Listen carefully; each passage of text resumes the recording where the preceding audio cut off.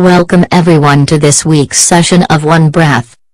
This week we will be considering the sameness of the question and the answer.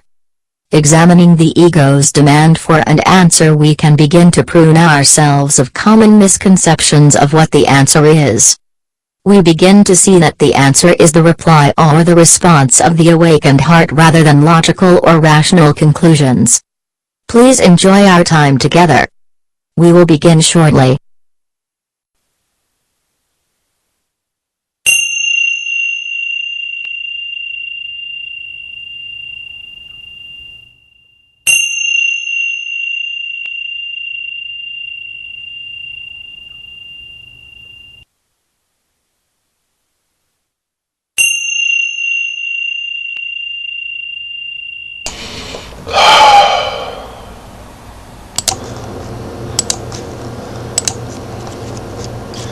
All right. Can you hear me okay?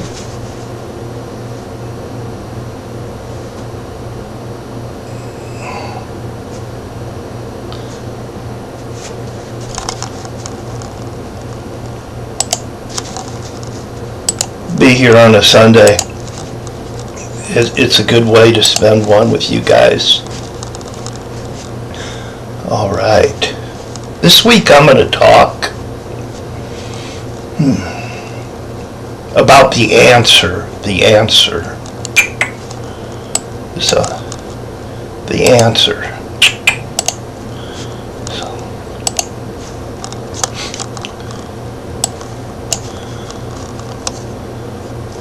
I'll start by reading a passage of scripture. It's not long, it's just a line or two.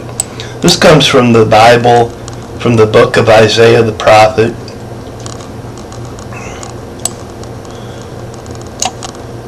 And it says, "For what they were not told, they will see. And what they have not heard, they will understand. Who has believed our report, and to whom is the arm of the Lord revealed?" I'll read that once more.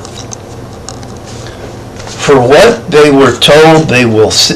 What they were not told, what they were not told, they will see. And what they have not heard, they will understand. Who has believed our report? And to whom is the arm of the Lord revealed?" And that was spoken by the prophet Isaiah.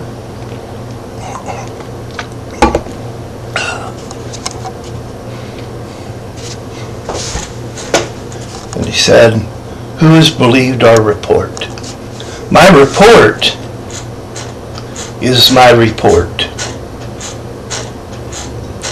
My report of my perception of truth as I behold it to be is simply my perception of truth. It's not the truth. It's not the truth any more than my perception of you is you. You are not who I think you to be.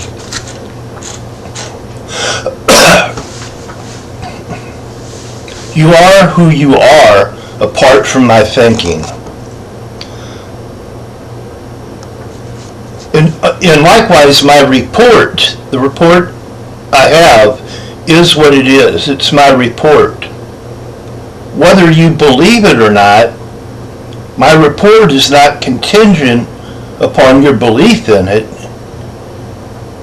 It simply is what it is. It's your taking it to heart that gives it flesh and bone.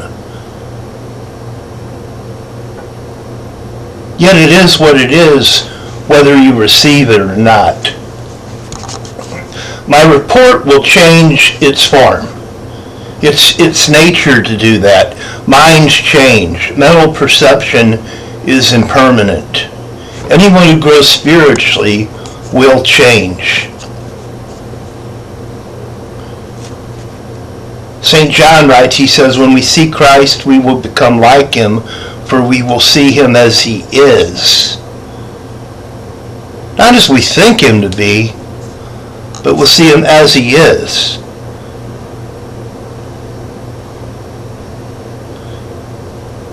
So this change in our perception is part of growth.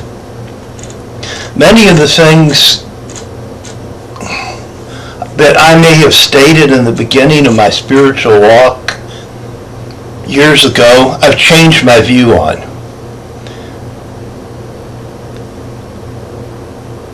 Of a lot of the things that I once held to be truth back then, today I can say I now disagree altogether with what I said earlier. Of other things, I must say that I thought I knew, but now I simply don't know. And of other things, I'm still convinced that my report, and its validity, and I really haven't changed my views about those things. But they too are subject to change. So once again, in Isaiah's words, Isaiah said, "For what they were not told, they will see, and what they have not heard, they will understand."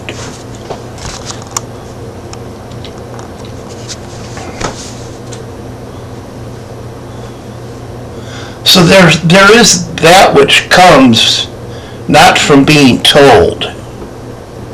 There is that which is understood without being taught.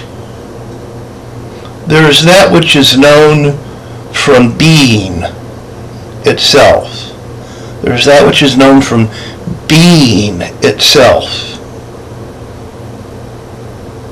One only knows love by loving. Until you become loving via practice, it's just a notion.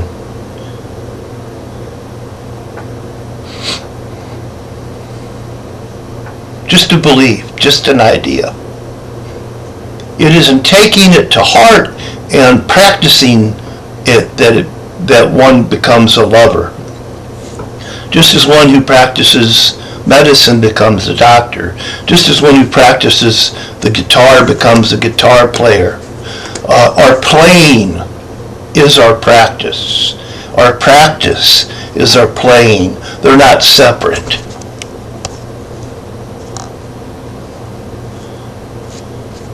Our being and our actions come out of one another, don't they?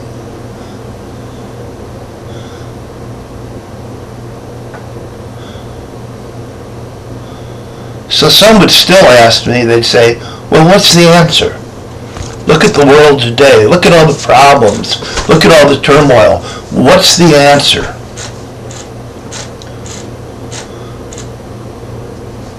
And I have to say the answer is not always a solution to a problem. The world's looking for a solution to a problem. But the answer isn't a solution to a problem all the time. The answer can simply be a reply.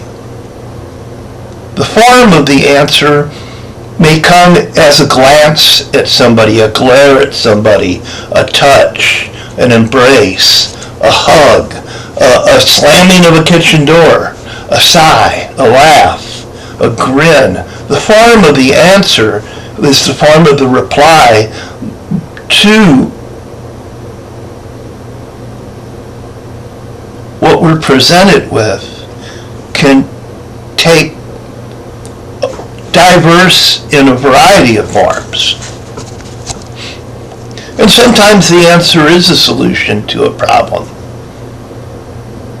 Perhaps somebody asks you the sum of 2 and 3 and your reply is 5. Well, that's an answer in its simplest form, and probably its shallowest form.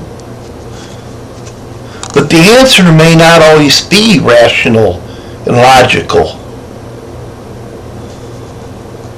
Some solutions to problems simply are not that cut and dry.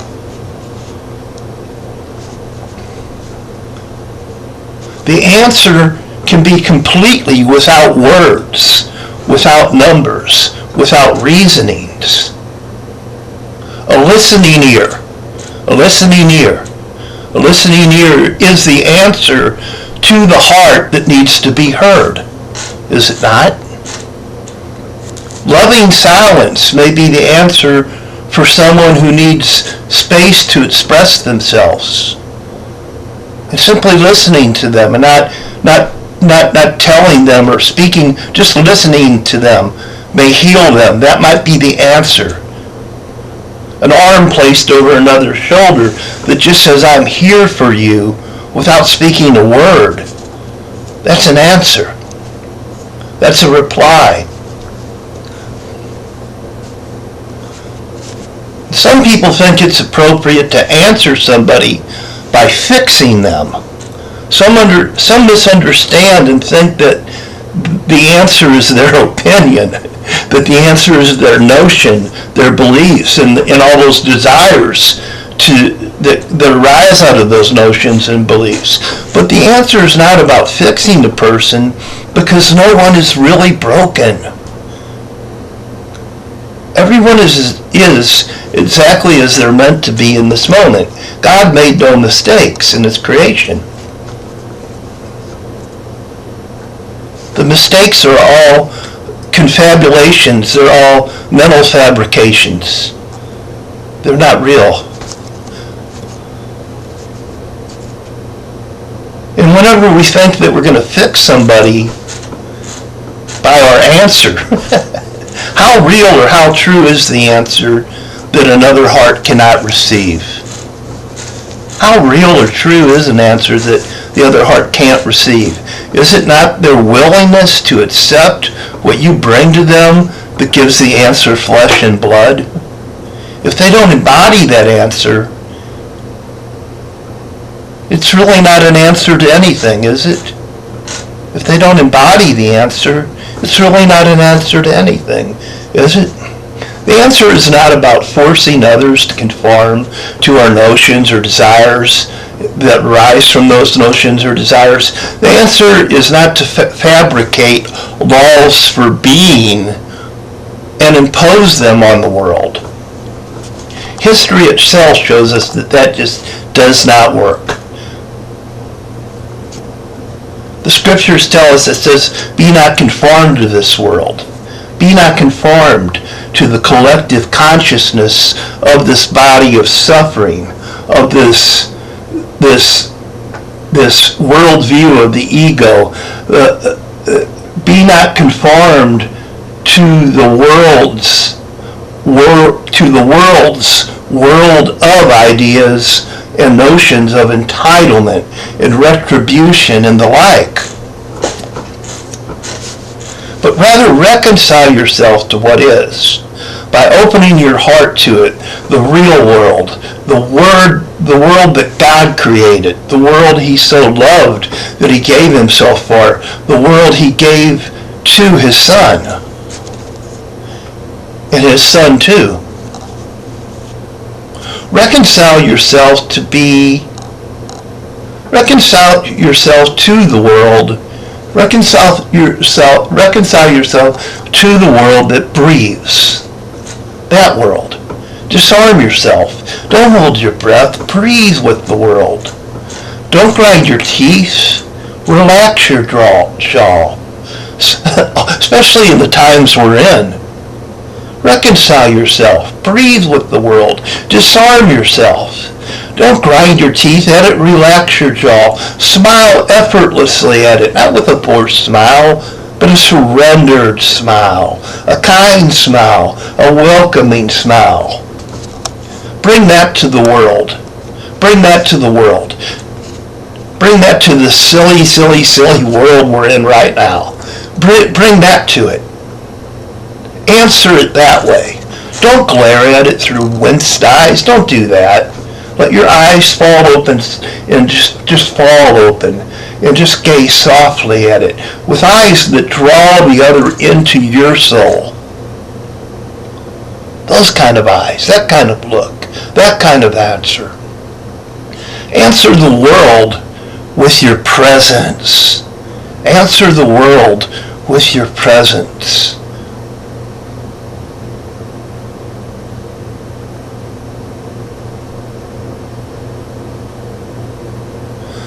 What the answer itself asks of you, What the answer itself asks of you is not a question. The answer is not asking for an answer to a problem. It's asking you for presence of heart, of mind. It's asking for your attention. The real world is the body of Christ himself. The body of the Christos, being all of God's creation. God inhabits all of it. His whole creation is this temple.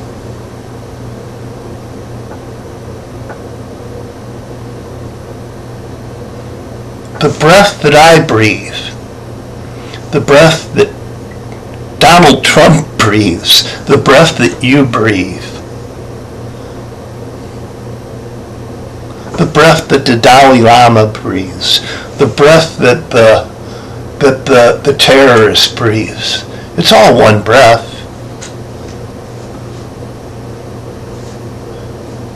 It's all one life. It's all one body of being.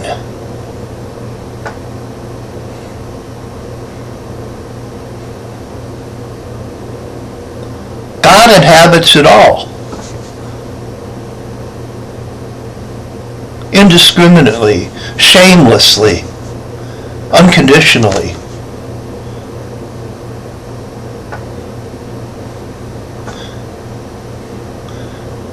He flows into the lowest places, just like water does. He occupies all of creation by his willingness to be present. If you want to occupy, you don't have to conquer. You just have to be present. The soft rubs off on the hard. I've said this Friday. I said, take a piece of chalk and write on the blackboard with it. The chalk is softer than the blackboard. Write words with it. That's like writing on the heart. If you want to influence others, if you want to rub off on them, if you want your words to rub off on their heart, soften yourself. It's your presence. It's your presence. God inhabits by his willingness to be present. God occupies by his willing to be present. The world isn't changed by force. How well has that worked? All the wars we've had? Has anything endured? Has any government ever endured and remained by going to war?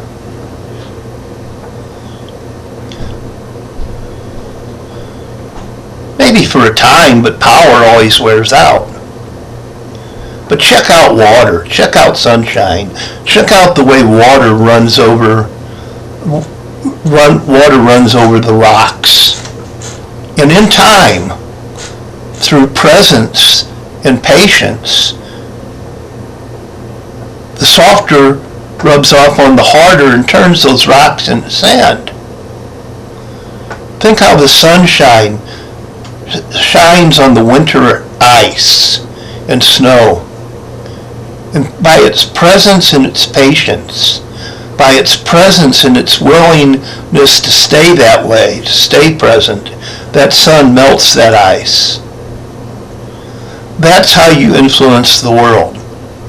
By maintaining your presence as a loving being, by your willingness to stay present in the adversity as a loving presence, by your willingness to stay present in the adversity as a loving presence, through presence and patience, you dissolve the hardness of this world and make the world a soft, warm, gentle place to live in by bringing that to it.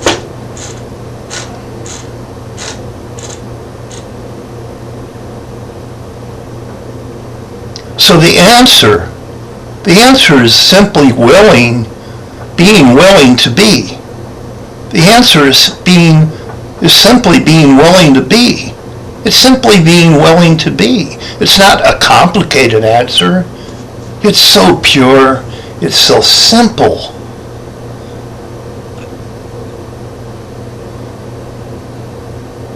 It's simply to be willing to be the love that you are.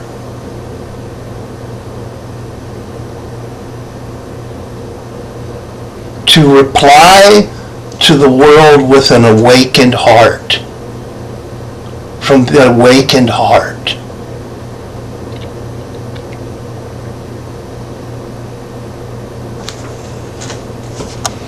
The answer is simply being willing to be. I will be. Be surrendered to being itself. Be surrendered to being itself. Not trying to be anything in particular. Simply, I am. I am. I am is all I need to be. I am. My presence here is my answer. My presence here as I am is my answer. I need contend with nothing. I need change nothing. I need force nothing. I am the answer. I am. My presence is God's answer. God's answer to Moses was, I am. Who shall they say that I am? I am. I am. God's answer was, I am from the beginning. From the beginning, his answer was, I am. The answer is not what you know. No, it's not that. The answer is what knows you.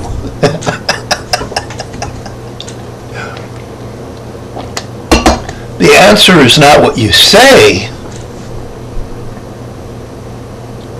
The answer is what says you. The answer is alive. The form of the answer might change because the answer is alive. All the things that are living change. It's in this impermanence that we have our hope. If I had a clue, I'd be shaken, I'd be in despair. But I don't have a clue. I don't know what tomorrow holds. But I know the one that holds it.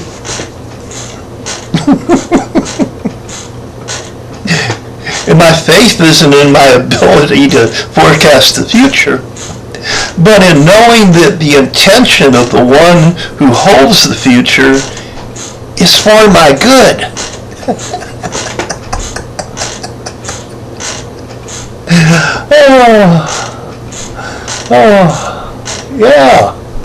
Yeah. The answer is alive. The form of the answer may change. The answer without an answer. The answer without an answer. People always have an answer to things, don't they? They always have a solution. They always have an answer to things. But the answer doesn't need to answer to anybody. The answer doesn't need to answer to anybody. The answer stands alone in silence, in stillness. The answer is like, kick back, relax. The answer doesn't owe you an answer. The answer is the answer. The answer doesn't owe you an answer. It's not indebted to you for, it doesn't owe you anything. The answer doesn't owe you an answer. Demand an answer from it all you want, but the answer is the answer. Its silence is the answer. Look at Buddha, look at Jesus. How many times did people came to them trying to catch them in their words and manipulate them and try to get them to say things, try to get them to give an answer, and Buddha and Jesus and the rest of these people just didn't say crap. They didn't say They were just quiet. Their answer was silence, right? When Jesus stood before Pilate, his answer was silence. If you read the sutras of the Buddha, a lot of times his disciples and other people were always pushing him and pressuring him for an answer, and he just wouldn't say anything. His presence alone was the answer. The answer is without an answer. It doesn't need one. The answer that is pertinent to the moment, that is fitting for the time, the living answer, not the black and white one.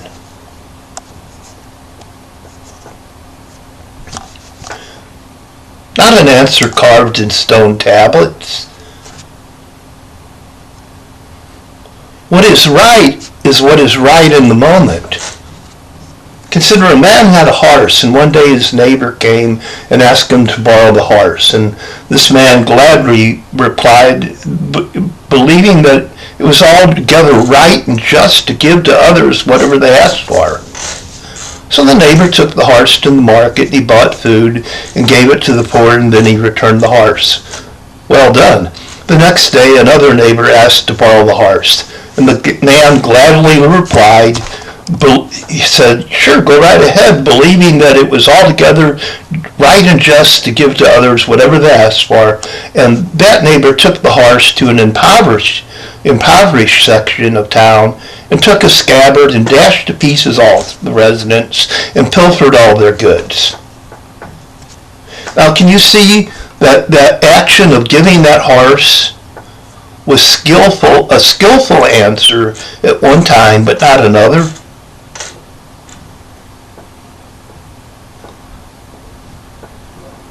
That things are neither right and wrong of themselves, but it's a matter of the timing. There's a right time and a wrong time. At the same time, one time, things are neither right and wrong.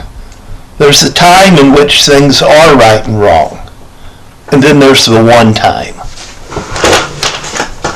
Well, this takes a little bit of sitting with it. There's the time that things are right and wrong. And then there is the one time when everything is in perfect synchronicity. Things just are in the one time. In the one time. And therefore, in the one time, everything is just. Because they're just as they are. In the one time, everything is justified. In and of themselves, by their very being, by their very existing, by their suchness alone makes them worthy to be. By a God who created all things and makes no mistakes, whose creation is immaculate, flawless, complete, perfect, whole. In all things are pure, undefiled when created by God. But then there's the second time. The time when man tries to recreate what is already done. That is where right and wrong take form and become embodied. Adam,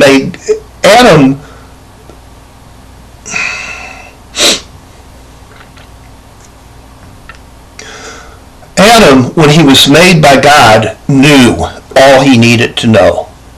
God has always been faithful to provide all our needs as we need them on the fly. That includes your need to know. All you need to know is given to you as you need to know it, moment by moment. And therein lies the peace of God, knowing that all you need to know is given to you moment by moment. You don't need to know any more than what you know. But Adam and Eve sought to know more, didn't they? Yeah, they did. They sought to know more than that which was given to them by life itself in that moment. They sought to become enlightened by eating this fruit of this tree of knowledge and good and evil, Remember what the serpent said to them, that when you eat of it, you'll become wise, and like God, your eyes will be opened. So they seen this as an opportunity to know more. And it was the more than the one that separated them.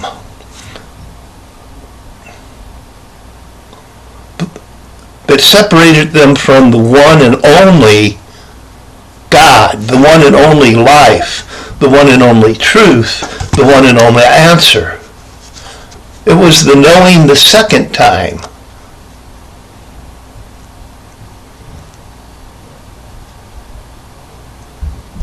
It was the knowing for the second time what was enough to know at the time that got them in trouble.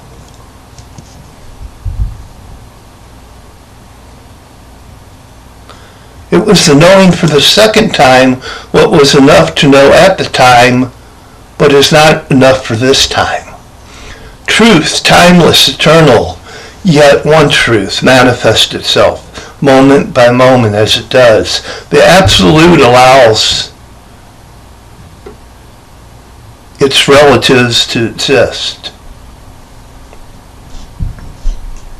The timeless allows times to be.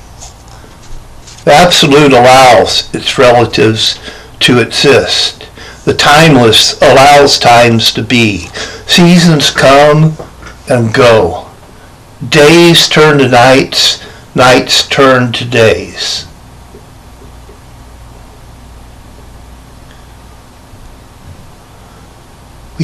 We can be still in the times. We can be still in those times. We can be still in those times that days turn into nights and nights turn into days. We can be still and let the times turn around us. We can hold to the center.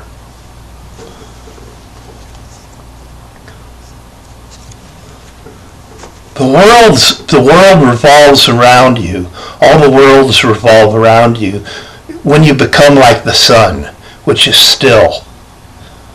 All the worlds revolve around it. All the worlds gravitate towards it. In your stillness, like the sun, you hold all things in their place by your presence. In your stillness, like the sun, you hold all things in place by your presence.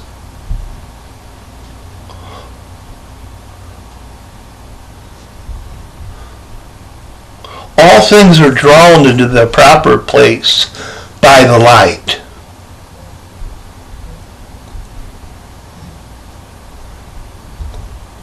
It's the sitting, not the setting, but the sitting of the sun that sets all things aright.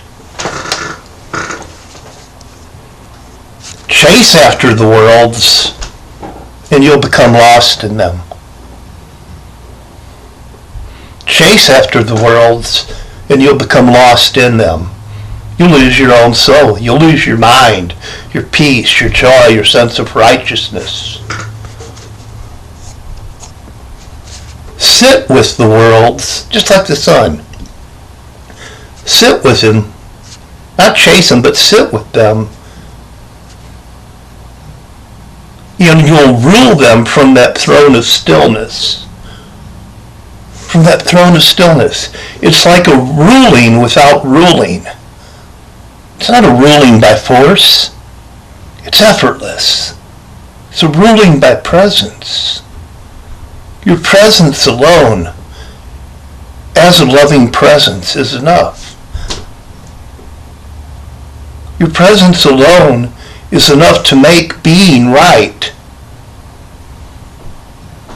Things that are, they become right in your presence. You bring righteousness to the universe by your presence. Not by your efforts, but by your presence. Because you are love. And all things are loved in the presence of love itself. All things are at peace in the presence of peace itself. All things are joyful in the presence of joy itself.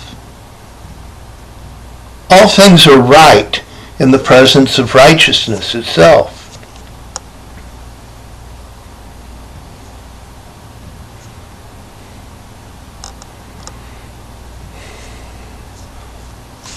And so the master does nothing, but nothing is left undone.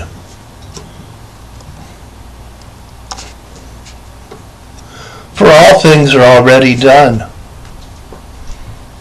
There's nothing one needs to do except be.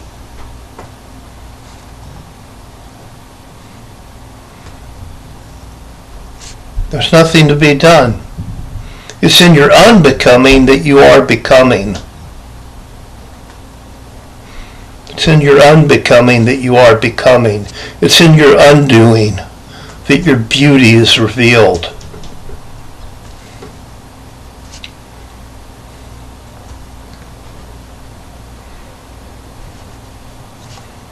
The glory of the masterpiece, the painting, is manifested as the artist sweeps away the veil, the cover.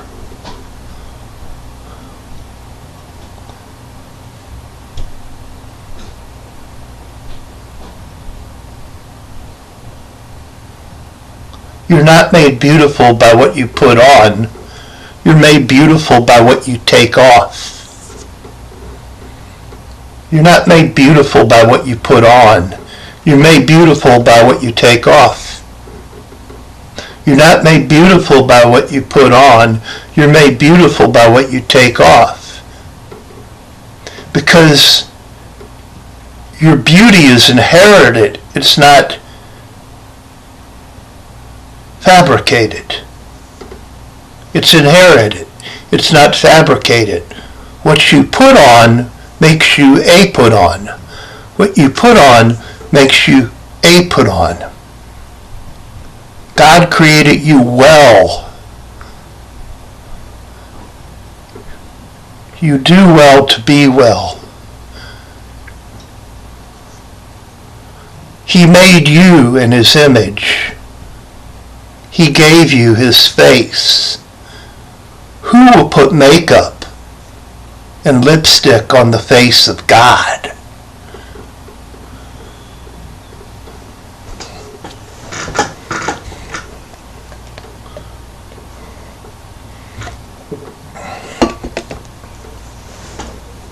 The only thing that binds you is your notion of being bound.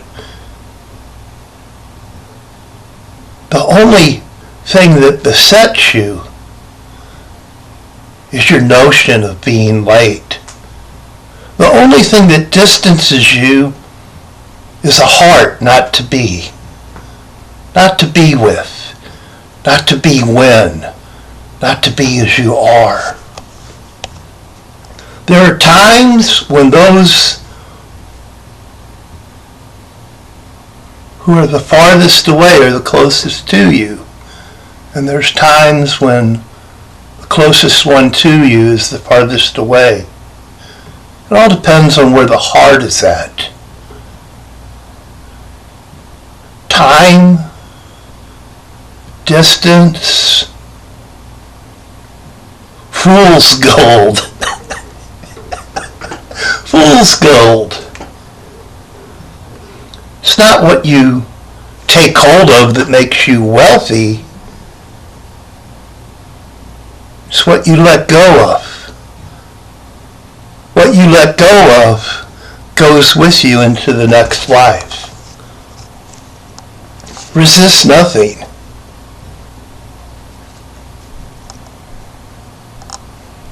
Free yourself from persistence. Quench the howling of dogmatism. Beloved, know the difference between endurance and persistence.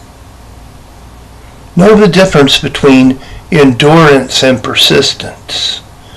One endures without effort.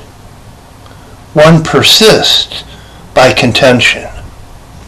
One endures without effort, yet one persists by contention. Oh, beloved, it's your rigidity. It's your rigidity that makes you suffer. Bend in the wind, and you will not be broken. A body of water can endure many blows to it by the oarsmen of the ship.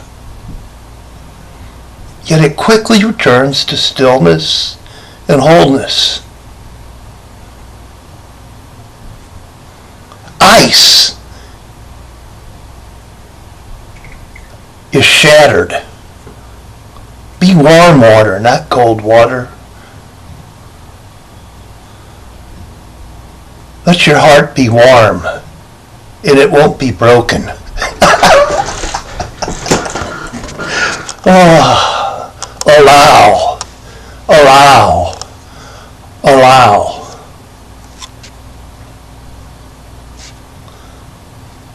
Be magnanimous. Be magnanimous. Your enemies are only your own. Your enemies are only your own. Oh, they're yours. They're your baby. Your enemies are only your own. Set them free. Let them go. Be magnanimous. Set them free. Let them go. Be liberal in your mercy. Be liberal in your mercy, and mercy will be given to you.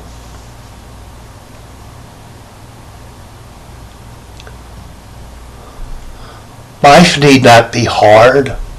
Life need not be difficult, overbearing, cold, dark, and serious. The heart need not be heavy.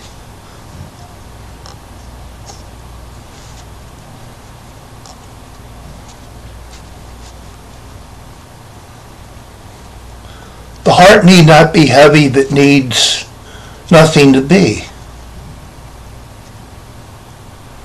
The heart need not be heavy that needs nothing to be. Heavy is the heart that is trying to become. How difficult it is to be what you are not. Be what you are. Be what you are. Be what you are. What else can you be? The joy is not in the thing. The thing is in the joy. The joy is not in the power. The power is in the joy. Just enjoy. Just enjoy. Just enjoy. That's enough. That's all. Just enjoy. Just enjoy. That's all. That's enough. Let the world and those in it chase after their dream. Let the dead bury their dead. Come and follow me, says Jesus. Let the world and those in it chase after their dream.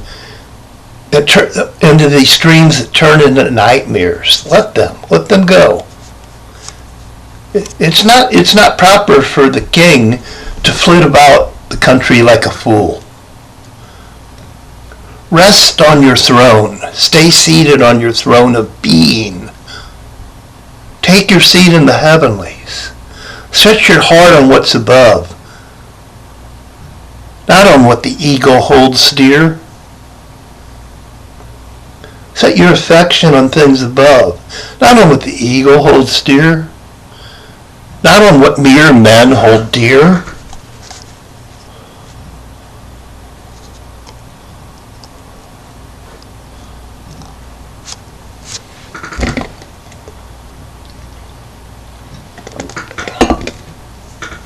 Be as deep as you are high. Be as wide as you are narrow. Be as near as you are far. Be as bright as you are dark. Be as empty as you are full. Fill yourself with emptiness. Empty yourself of fullness.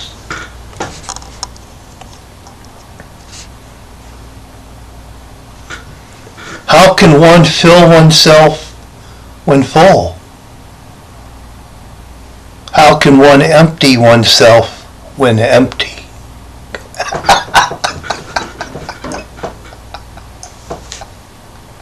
Laugh, laugh, laugh.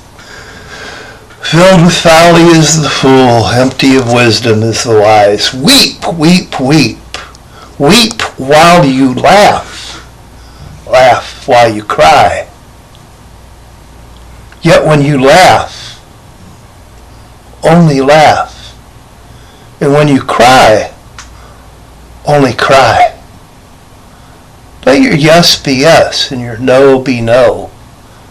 Let your answer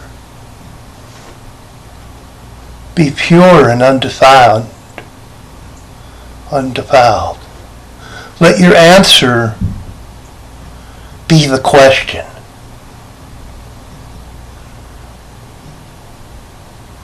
Let your answer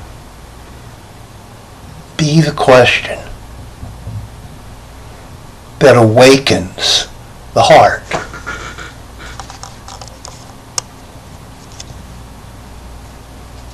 Glory not in glory.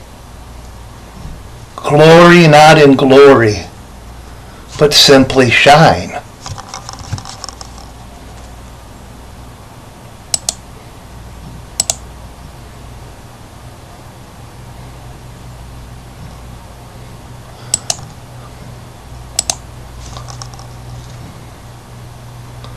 I think I'll end on that note. Enough for today. Namaste.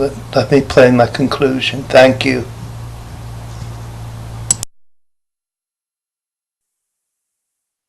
This concludes today's session of One Breath. May all beings be peaceful. May all beings be happy. May all beings be safe. May all beings awaken to the light of their true nature. May all beings be free. To listen to past episodes or view our schedule, please visit our website at www.tinyurl.com/littlefell. Godspeed.